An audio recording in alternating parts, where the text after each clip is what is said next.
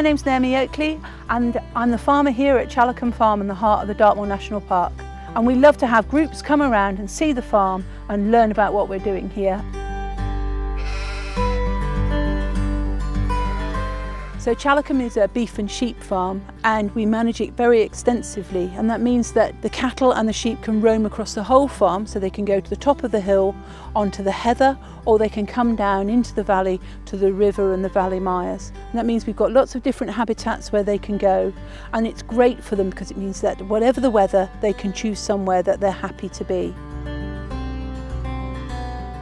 So these are really hardy cattle that are acclimatised to the altitude and the rain and the very windy conditions that we get here.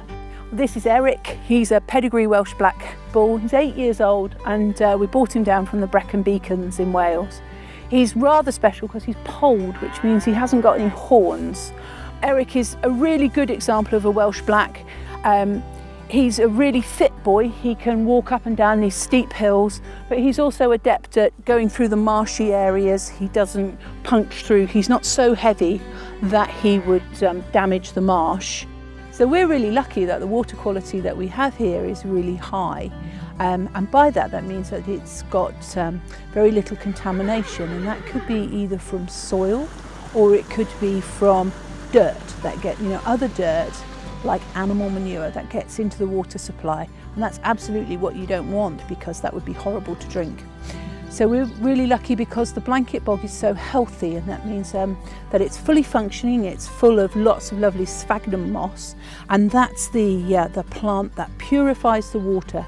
And if the blanket bog was degraded either by erosion or by inappropriate grazing, then the sphagnum moss would be reduced and it would die back, and then you wouldn't have the ability to create really good water quality.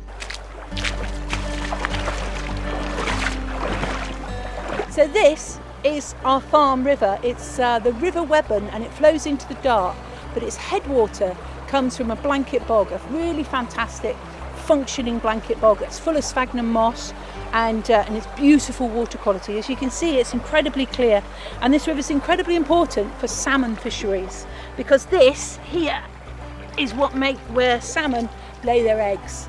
And salmon are an amazing fish. They go out to sea for years and then they come back to the river that they were born in, which is just an amazing thing that they can come back to the place they were born, and we know this from them being tagged, and they need these lovely clean gravels to lay their eggs in.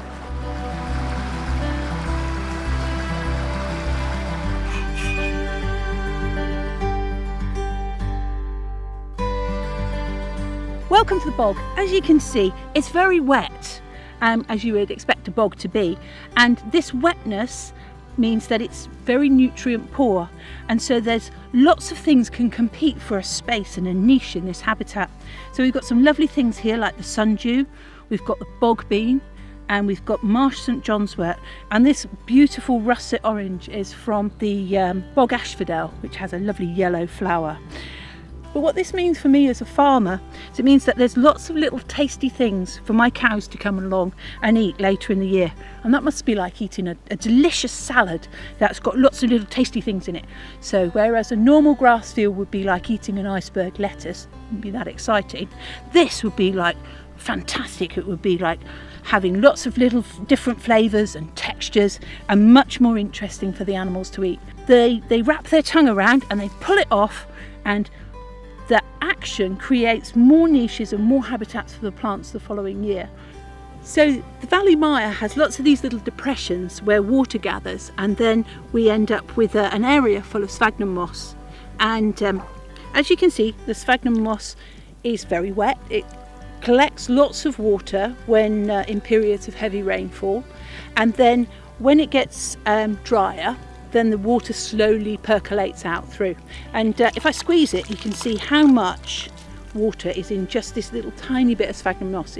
It's about 10 times its weight it can hold in water, which is amazing. And what this means is that valley mires are really important for flood regulation, so that the water that falls onto here from the rain, or that comes in from rivers and little streams, that is held here, and then it comes out really slowly, and that means that the rivers don't fill up really quickly and then drop really quickly, and that's very important for floods further down the river. And also it means that we keep a good reservoir of water here on the farm, which is really important for us because it means that we've always got somewhere where our animals can come to drink. So the valley mire here is really important for the very rare marsh fritillary butterfly. Marsh fritillary eats devil's spit scabious whilst it's a caterpillar, and this is one of the few places that you can find devil's spit scabious growing is on valley mires and on what we call rose pasture. Marsh fritillary butterflies need to have connectivity across the landscape with lots of these valley mires joined together so that we can ensure that their genetic material is mixed so that they stay a really strong and bold species. So this is bog cottongrass, and inside is the seed, and it's full of oil, and it's a really important food source for some birds. So the bog at the moment is looking quite bright green, but in the winter all of this linear grass will die back and it will be a whitey grey colour. And then in the spring, in about April or May, we'll start to see the first little green shoots of grass poking through, and then you'll begin to get a lovely array of colour through the year. So we start off with the whitey purple of the orchids, and then we move on into the lovely yellows of the bog asphodel, and then later we'll go to this beautiful pure creamy pinky white of the bog bean, and then later again we get the devil's bit scabious, and that's a lovely lavender blue, and the flowers bob across the top of the grass and look really beautiful. And then we go back into the winter, and then the following year the whole wonderful cycle begins again. So there's always something fantastic to see on the bog, no matter what time of year. Challacombe farm is like a lot of farms on Dartmoor, where we have enclosed land, so that's land that's fenced in, that only we have access to for our animals, for our farming. We have areas of hay meadow where we make food for our animals in the winter, so we grow grass to make hay to feed the cows and the sheep for the winter period.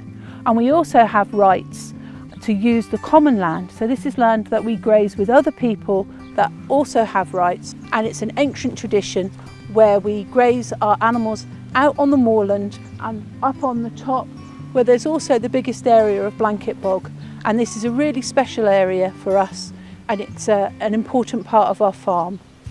I really love being a farmer. It's a fantastic way of life and it's a lovely job. I work outdoors and I work with animals in a place that I love, and I really hope that you can come here to Dartmoor, and perhaps you could come to Challacombe and you could share all this wonderful wildlife and this beautiful landscape.